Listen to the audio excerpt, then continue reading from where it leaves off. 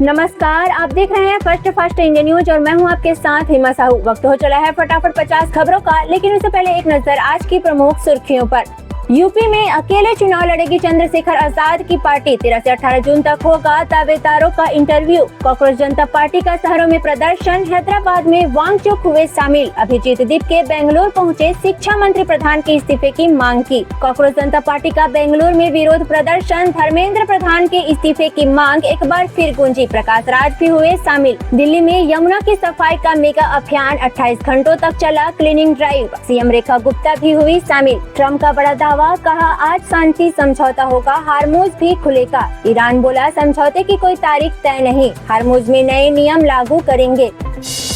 Chandrashekhar Azad interview लेकर बांट रहे विधायकी का टिकट। लखनऊ में 6 दिन सवाल पूछेंगे। दावेदार बोले आंधी है, भाई को सीएम बनाएंगे। पवन खेड़ा का रूबियो पर बड़ा बयान, कहा आदेश पश्चाताप नहीं है बल्कि नाविकों की जान जाने पर सरकार की प्रतिक्रिया शर्मनाक है। लखनऊ में एनएसयूआई कार्यकर्ताओं और पुलिस में हुई झड़प। युवक हुआ बेहोश, आरोप है कि सिर पर लाठी मारी। जनभवन घेरने पहुंचे थे। टीएमसी में बगावत के बीच सवालों से बचती नजर आई सयोनी घोष। बोली क्षेत्र की जनता को ही जवाब दूंगी। संदीप बंदोपाध्याय ने छोड़ा ममता बनर्जी का साथ तो महुआ मोइत्रा ने कसा तंज। कहा दादा आपका तो पेट खराब था। भोपाल में केंद्रीय मंत्री धर्मेंद्र प्रधान का महिलाओं के साथ संवाद। बोले नारी शक्ति आज इनोवेशन सेंटर में बना रही है पहचान।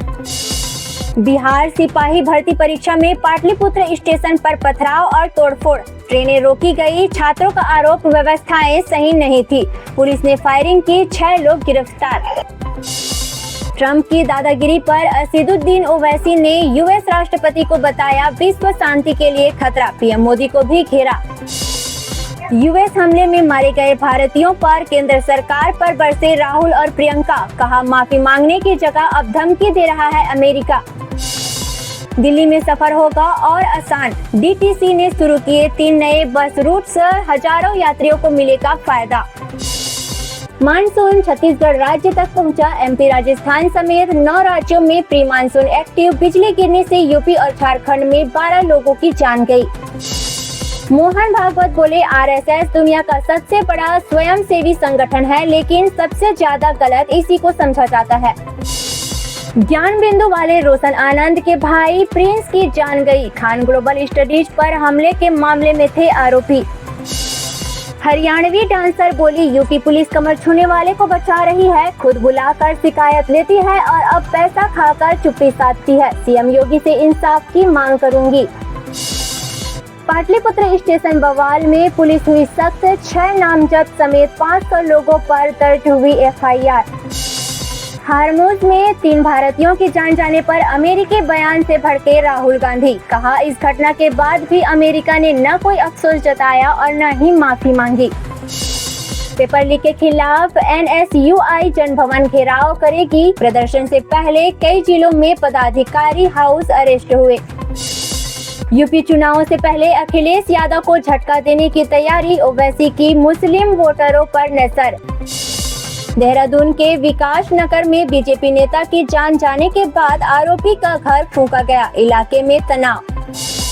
टीएमसी में हुआ बड़ा फेरबदल। ममता बनर्जी ने सयोनी घोष का पत्ता काटा। कुषाण घोष और सौगत राय को दी बड़ी जिम्मेदारी। यूपी विधानसभा चुनाव 2027 में सपा कांग्रेस संगठन लगभग तय। सीट शेयरिंग फार्मूले पर बनी सहमति।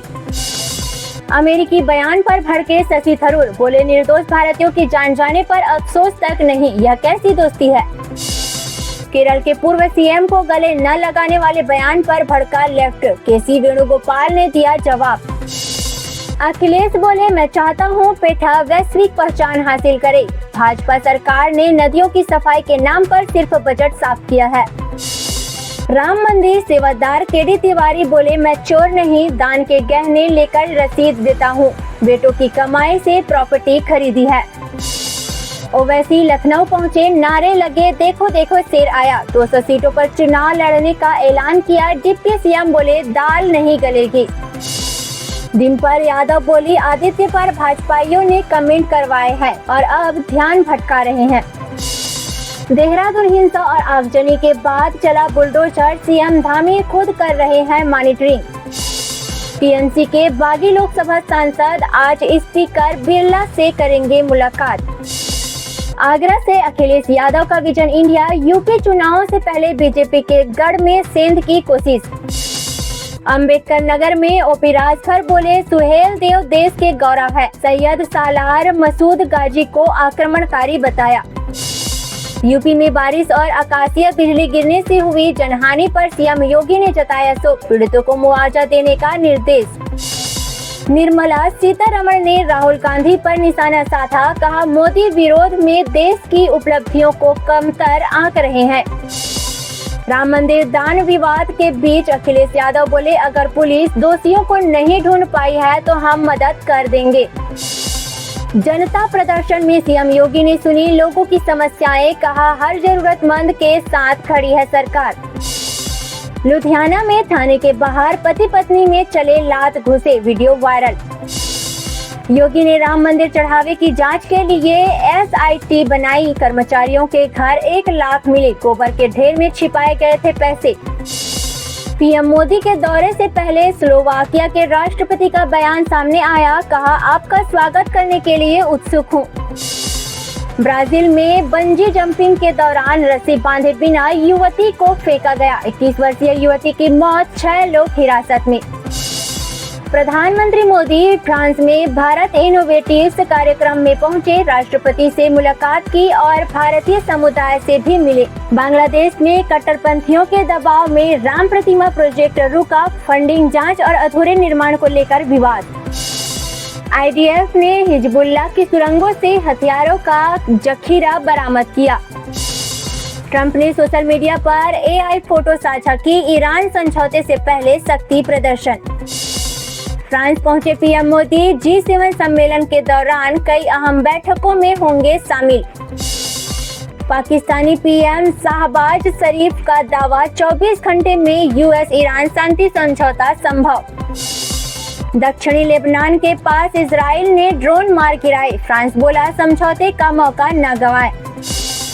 ओमान तट के पास भारतीयों से भरी नौका डूबी, यूएस की मदद से सभी 14 लोग सुरक्षित बचाए गए। हरमुज स्ट्रेट में जहाजों पर शुल्क लगा सकता है ईरान।